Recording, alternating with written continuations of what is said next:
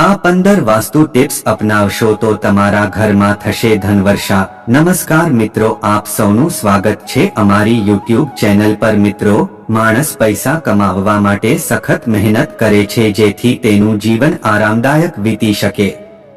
આ માટે તે સવારથી રાત સુધી ઘરની બહાર જ રહે છે। વ્યક્તિને તેના ઘરમાં જ શાંતિ અને સુખ મળે છે। ઘરે પહોંચતા જ બધો થાક દૂર થઈ જાય છે। પણ જો ઘરમાં વાસ્તુ સંબંધિત દોષ હોય તો ઘરમાં સુખ શાંતિ રહેતી નથી અને પૈસા ટકતા નથી। તો ચાલો જાણીએ વાસ્તુની કેટલીક મહત્વપૂર્ણ ટિપ્સ। નંબર 1, વાસ્તુમાં નકારાત્મક ઉર્જા દૂર કરવા માટે તુલસીના છોડનું વિશેષ મહત્વ બતાવવામાં આવ્યું છે। તેથી ઘરમાં તુલસીનો છોડ લગાવો। આ ઉપરાંત તુલસીના પાનનું નિયમિત સેવન તમને અનેક પ્રકારની બીમારીઓથી બચાવે છે। તુલસીના ઔષધીય ગુણોને કારણે ઘરના વાતાવરણમાં હંમેશા તાજગી બની રહે છે। નંબર 2, વાસ્તુશાસ્ત્રમાં ઘરના ઉત્તર પૂર્વ ખૂણાને હંમેશા સ્વચ્છ રાખવો જોઈએ, કારણ કે આ દિશામાં સૂર્યના કિરણો સૌથી વધુ પ્રવેશે છે। આ ઉપરાંત ભોજન પૂર્વ તરફ મોઢું કરીને જ ખાવું જોઈએ। નંબર 3, વાસ્તુમાં દક્ષિણ દિશાને અશુભ માનવામાં આવે છે, તેથી રાત્રે સૂતી વખતે વ્યક્તિનું માથું હંમેશા દક્ષિણ દિશામાં મૂકીને સૂવું જોઈએ। દક્ષિણ તરફ પગ રાખીને સૂવાથી પાચન સંબંધી તમામ પ્રકારની સમસ્યાઓ થાય છે। નંબર 4, અઠવાડિયામાં ઓછામાં ઓછું એકવાર પાણીમાં મીઠું ભેળવીને પોતું કરવું જોઈએ। તેનાથી ઘરમાં રહેલી નકારાત્મક ઉર્જાનો નાશ થાય છે। નંબર 5, મુખ્ય દરવાજામાંથી જ ઘરમાં સકારાત્મક ઉર્જાનો પ્રવેશ થાય છે, તેથી ઘરના પ્રવેશદ્વારને હંમેશા ખૂબ જ સ્વચ્છ રાખવું જોઈએ। ઘરનો મુખ્ય દરવાજો જેટલો સ્વચ્છ અને સુંદર હશે તેટલી જ દેવી લક્ષ્મીના આગમનની શક્યતાઓ વધી જશે।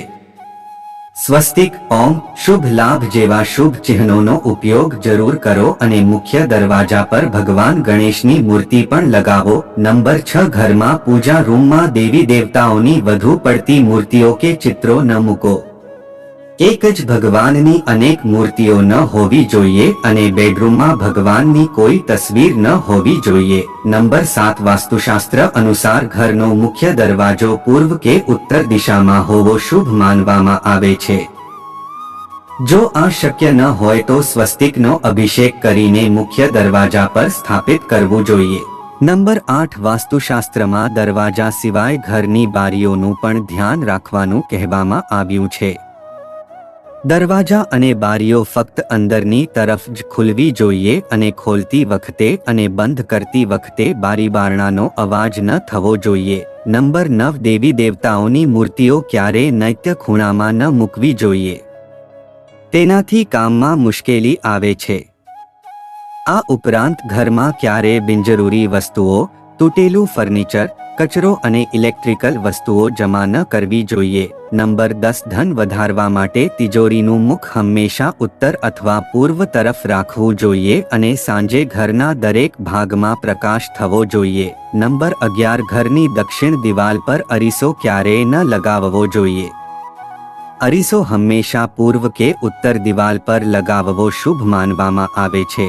નંબર 12, ઘરના ખૂણામાં ક્યારે કરોળિયાના જાળા ન થવા જોઈએ, નહીંતર રાહુ ખરાબ થઈ જાય છે અને રાહુનું ખરાબ પરિણામ ભોગવવું પડે છે। નંબર 13, ઘરમાં મહાભારત, યુદ્ધ, ઘુવડ, વહેતા ધોધની તસવીરો ક્યારેય ન લટકાવવી જોઈએ, તેનાથી ઘરમાં પરિવારના સભ્યો વચ્ચે મતભેદ થાય છે।